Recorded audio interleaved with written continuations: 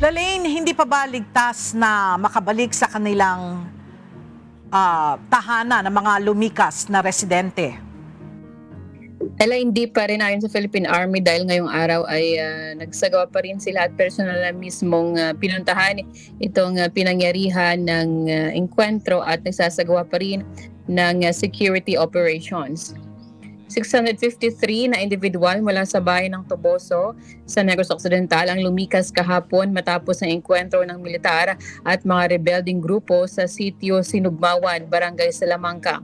Ang mga residente mula sa Barangay Salamanca at Barangay San Jose ay kusang lumisan sa kanilang mga bahay dahil sa pangambang masangkot sila sa engkwentro.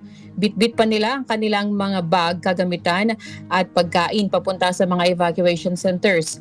Ang iba naman ay pansamantalang nakatira sa kanilang mga kaanak at kakilala.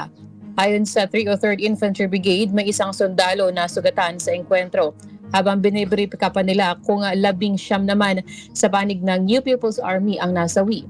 Patuloy pang hot operation ng mga sundalo sa mga rebelding grupo. Ang engkwentro ay nangyari matapos magsagawa ng security operations ang mga sundalo sa lugar para mapanatili ang kapayapaan at seguridad.